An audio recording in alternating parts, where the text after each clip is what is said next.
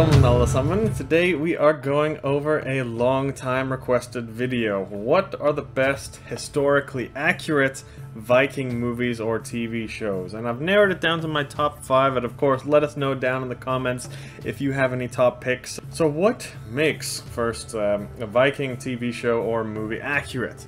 Well, most people, all they do is whine all day about the clothing and the weapons and the armor and things like that. Sure, those things are a little bit important, but it's usually the people getting all worked up about those things and they have nothing else to say. They're usually just some reenactors who have been to a museum or two and not actually read the sources.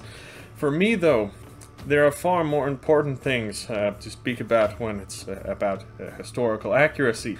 Things like the worldview that is depicted, the language that is used, the attitude and mannerisms of the characters, and most importantly, the kind of values and morals and outlook of the people and general society that is depicted in the movie. That is what I'm talking about when I say look at things historically accurate. So here we go, on to the list of historically accurate Viking movies and TV shows, considering the whole picture. Number 5, I'm gonna give this one to The Last Kingdom. The clothes and the hairstyles and weapons and armor, yeah, are definitely not super accurate. But what I like about The Last Kingdom is the attitude, the values, and the relationships in between the characters, how important kinship was, and the loyalty that soldiers had to their chieftains or kings or leaders. This was very, very characteristic of the Viking Age. I also really like the relationship between the Danes and the English. You see, the Danes, they settled England, and they were definitely, it was a very complex relationship in reality. They were definitely two separate peoples and had their quarrels for sure. But they also had many close relationships. They had families, they had intermarriage, they had trade and working together, and many great Scandinavian warriors were not only hired by the English as mercenaries, but they were also great friends with English rule and leadership. There were many kings in England who actually developed a big love and appreciation for certain Danes, and especially certain Norwegians. We have a lot of historical sources about that. But the number one thing that I like about The Last Kingdom, and why I put it as number 5 on the list, is the logical kind of calculated decision making. Above all, when you read the sagas, all the Old Norse sources, you will see that the Scandinavians of the time were not just a bunch of dumb, brutal idiots acting on impulse like a bunch of children. Every decision they made was well thought out. Contrast that to what most of you guys have seen on TV, like the Vikings TV show is a perfect culprit. It's like watching a train wreck.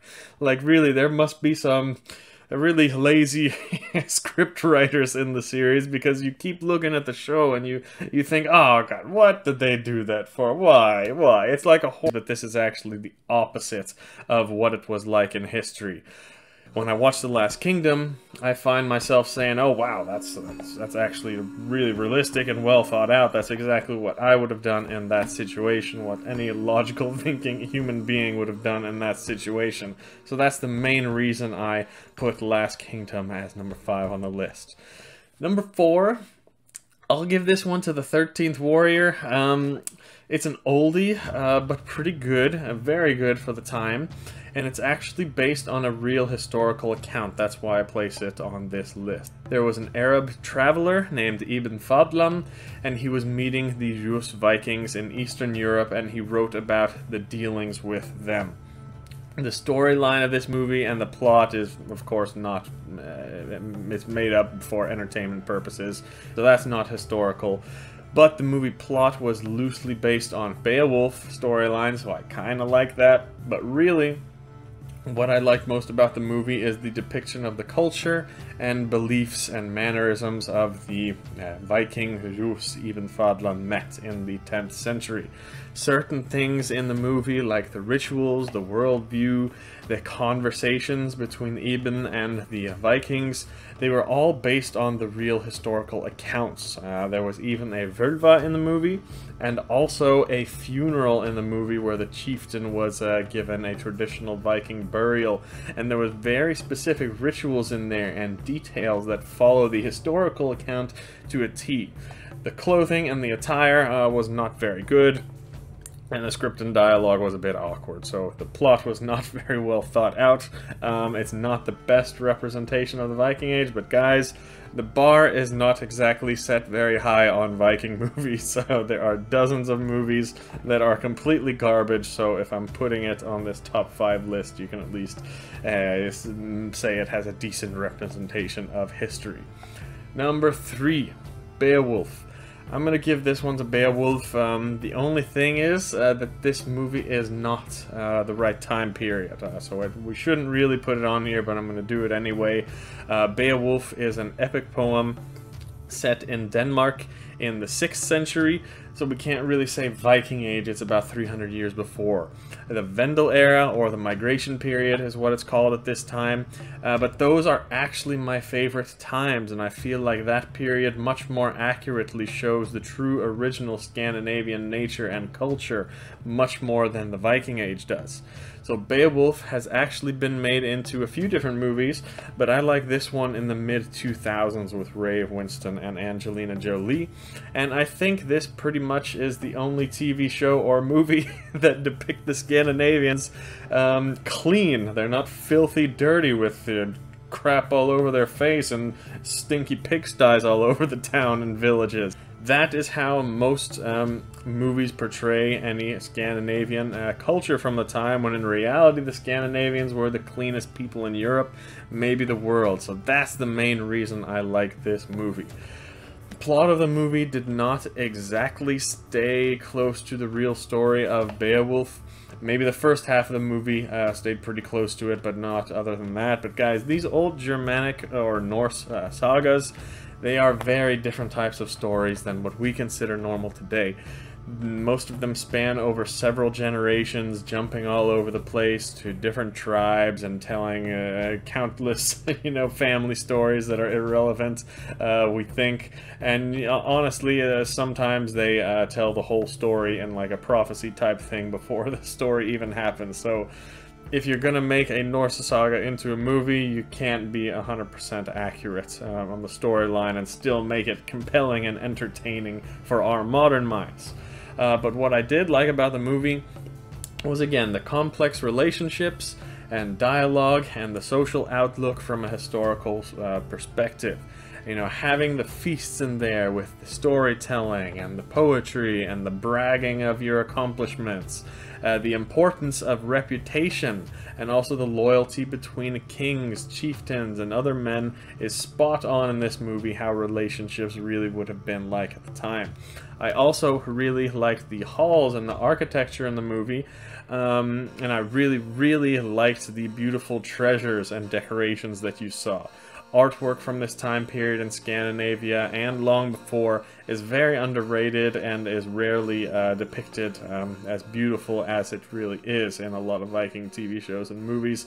They don't do it justice, but in Beowulf they definitely did a good job at capturing the beauty, artwork and jewelry and treasure like that.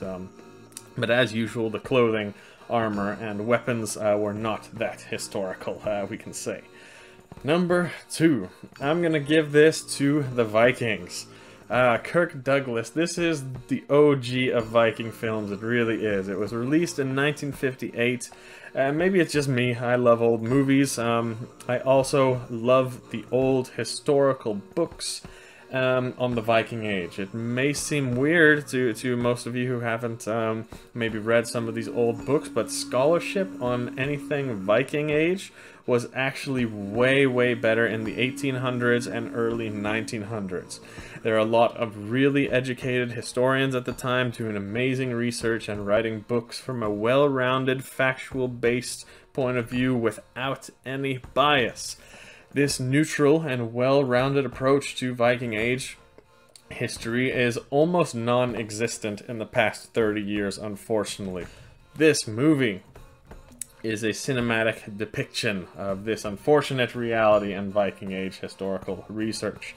They really went out of their way to include accurate historical depictions in this movie, Countless real historical scenarios and lines from the sagas were shown in the movie. There were definitely some inaccuracies that are just ridiculous and not forgivable. But overall, they stuck to the history as best they could at the time. Even the clothing and architecture, they're not that bad considering the movie was made in the 1950s. Really incredible that they managed to do this back then on budget that they had. And like I said, this is the OG of Viking movies, so I give this number 2. Then finally, number 1. The Northmen. Do you guys really have to guess? You knew this was coming. Where do I start? You guys know this already. It would actually be a lot easier to list the things that were not historically accurate in the Northmen because there are so few historical inaccuracies. Everything from the clothing to the weapons and the architecture was as close to the historical finds as they could do, and they went to great lengths to try and do this. Also, the attitude and the dialogues and relationships, just like all the other movies I mentioned, was spot on. But overall, there are 3 things that I really liked about this movie. First was the stoic mindset. Every other TV show or movie depicts the Vikings as these emotional bunch of really pansies, actually, shouting and screaming and outbursts of emotion every chance they get.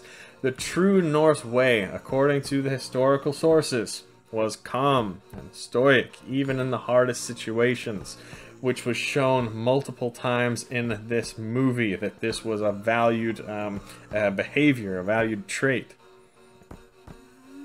Second thing that I liked about the movie most was the attitude towards women and social class. Finally, some movie got it right. Women and children were the utmost protected in society, and no honorable man would harm a woman or child in Norse culture, and they definitely wouldn't bring them to battle. They even say this at one point in the movie. "Oh, I would never hurt a woman," he says. Now, that being said, though, for slaves, or for places that you invaded, different story.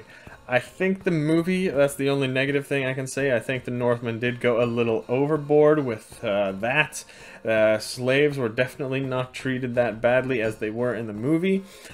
And the raid scene was definitely more brutal than it would have been historically. But I'm not so mad at that, because it would have really depended on the country of origin and social class, how well the people were treated. So it's pretty accurate on that front too. But the number 1 thing I liked about the Northmen is the spirituality.